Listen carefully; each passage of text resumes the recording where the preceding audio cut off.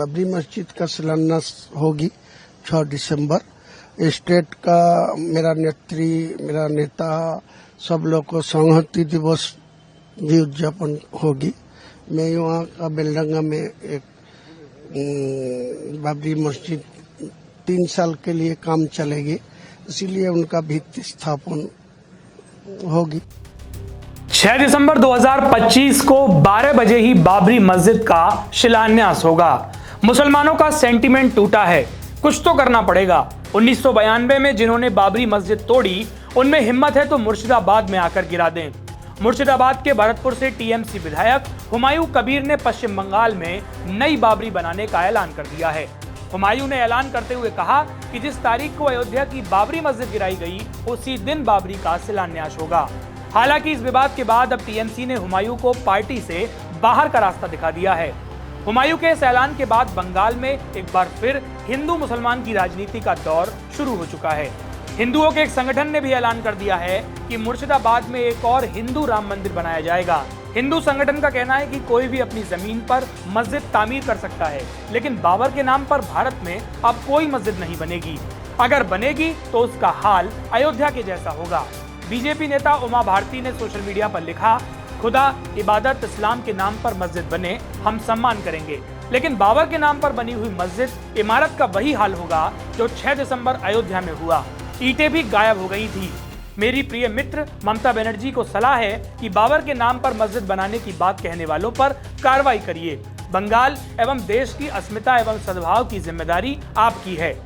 आपको बता दें, ये पूरा खेल जनगणना और धर्म से जुड़ा हुआ है। दरअसल पश्चिम बंगाल की 71% आबादी हिंदू है और 27% आबादी मुसलमान। अगर पार्टी के तौर पर बात करें तो बीजेपी की नजर 70% हिंदुओं पर है। बीजेपी को लगभग 70% हिंदुओं का वोट मिलता है और पश्चिम बंगाल में अक्सर जो मुसलमान हैं वो टीएमसी को वोट करते हैं। लेकिन टीएमसी के पास भी कुछ हिंदू वोट है। टीएमसी चाहती है कि वो वोट उसी के पास बना रहे। अगर 2021 के वोट शेयर की बात करें तो टीएमसी को 48.02% वोट मिला और बीजेपी को 38.15%, यानी कि इन दोनों के बीच अंतर था 10% वोट का। अगर हुमायूं के बारे में बात करें तो हुमायूं कबीर की आयु 62 वर्ष है। उनका जन्म बेलदंगा मुर्शिदाबाद में हुआ। वो फिलहाल टीएमसी के विधायक हैं, लेकिन टीएमसी ने उन्हें बाहर का रास्ता दिखा दिया है। 2011 में कबीर ने कांग्रेस पार्टी के टिकट पर राजनीति में कदम रखा और पश्चिम बंगाल विधानसभा से चुनाव जीतकर आगे बढ़े। 2012 में पार्टी में आंतरिक विवादों के बीच उन्होंने कांग्रेस से इस्तीफा दे दिया और पार्टी से अलग हो गए। 2013 में वे टीएमसी में शामिल हुए। अपने कार्यकाल के पहले चरण में ही मंत्री बन गए। 2015 में कबीर को टीएमसी ने निष्कासित कर दिया। उन पर पार्टी विरोधी गतिविधियों में शामिल होने का आरोप लगा और 6 साल का बैन लगा दिया गया। 2016 कबीर ने रेजी नगर से चुनाव लड़ा, लेकिन चुनाव हार गए। 2018 में कबीर बीजेपी में शामिल हुए। 2019 में उन्होंने मुर्शिदाबाद से बीजेपी के टिकट पर चुनाव लड़ा, लेकिन तृणमूल कांग्रेस के उम्मीदवार से चुनाव हार गए। 2021 में कबीर ने फिर टीएमसी में वापसी की। अपनी प्रोफेशनल अवधि समाप्त होने के बाद भरतपुर से चुनाव लड़ा और फिर जीत हासिल की।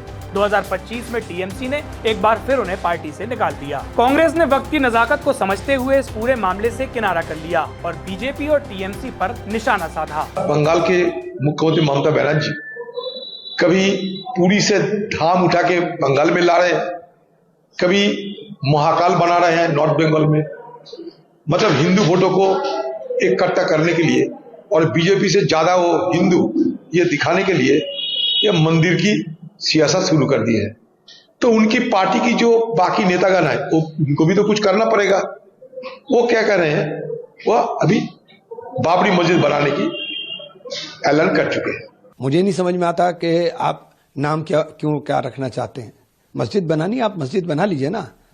मस्जिद बनाइए। मस्जिद इबादत के लिए, मस्जिद सियासत के लिए नहीं होती और मस्जिद को इबादत के लिए ही होना चाहिए। मैं बार बार कहता हूं, मस्जिद को सियासत का अड्डा बनाने की कोशिश मत करें। हुमायूं के बयान के बाद हिंदू संगठनों का गुस्सा 7वें आसमान पर है।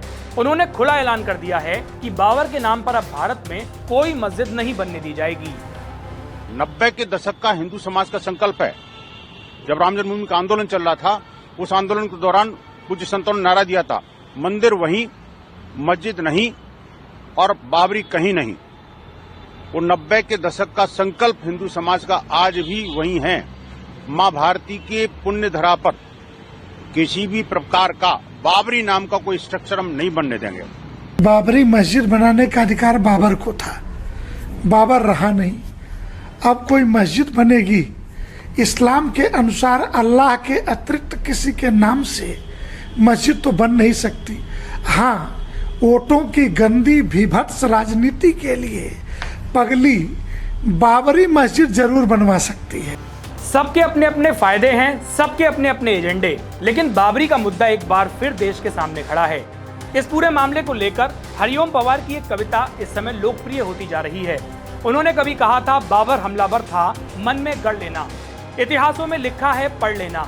जो तुलना करते हैं बाबर राम की, उनकी बुद्धि है निश्चित ही किसी गुलाम की। मैं बोलूंगा चाकू और त्रिशूलों पर, बोलूंगा मंदिर मस्जिद की भूलों पर। मंदिर मस्जिद में झगड़ा हो अच्छा है, जितना है उससे तगड़ा हो अच्छा है, ताकि भोली जनता इनको जान ले, धर्म के ठेकेदारों को पहचान ले। नमस्कार, मैं हूं मानक गुप्ता।